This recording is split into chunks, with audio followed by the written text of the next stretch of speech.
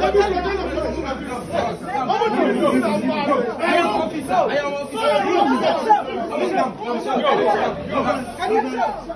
back again with another story so that you add your voice so that we can have a free movement on our borders. Today, I want to ask this question. The African unity we always talk about, is it really there, or the border control is still dividing us as Africans? What do you think? I think that it's because as a continent, we've not yet made those agreements on a diplomatic level and a geopolitical level that would make it easy for people to move around in that way. So the continent is sectioned off, if I can use that expression. There's ECOWAS, the Economic Community of West African States. There's the East African Community. There's SADC, which is a Southern African community. And within these blocks, it's relatively easy to move around. Like I was talking about my West African experience, for instance. Yeah. Yes. And so, but when you're trying to cross from one block to another, it really depends on that country and their rules.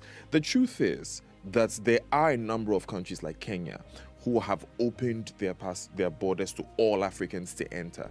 No, every single day, traders lose money. People who want to trade with other countries lose money. Travelers lose time. And Africans also lose hope, all because crossing an African border feels like breaking a law. So if you are crossing the border from Ghana to Togo and you get to the Togolese border, all they tell you is bring safer. Without the safer, you won't be allowed to enter.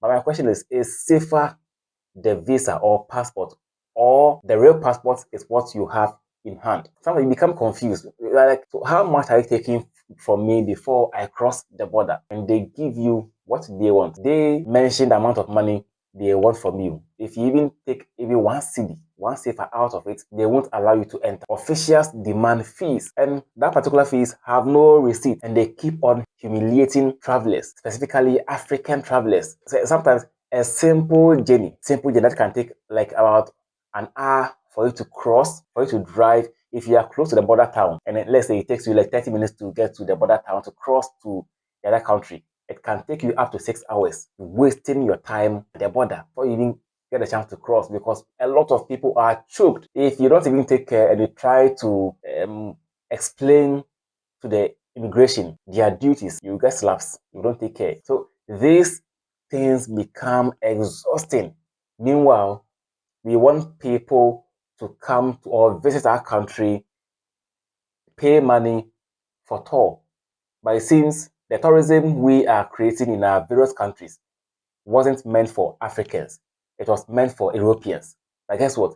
If someone from Europe or America should come in with dollar or pounds or euros to, let's say, Ghana or Togo, Nigeria. Let me use Ghana for example. If the person comes from Europe and uses pounds or euros and wants to visit our tourist centers, he is not going to pay euros or pounds at that particular place. He has to change the money to our local currency. So if, let's say, Kakum is charging 50 cedis per tourist, that particular white man must change their currency, their money, to our currency and pay that 50 cedis before he or she will be taken on a tour. So is their money different from ours? If they still hold the euros and pounds, fine. But as soon as they change the money to our currency, we are all paying the same. So why must you prevent an African from exploring what you have in your country and allowing an European, all because he is white and your fellow African is black? Meanwhile, we talk about the African unity. Yet, for ordinary Africans, traveling freely within Africa is a dream that still feels far away. We don't see it very near. We see it far away.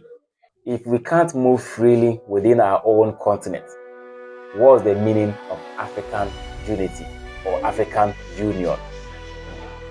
A united Africa starts with open doors.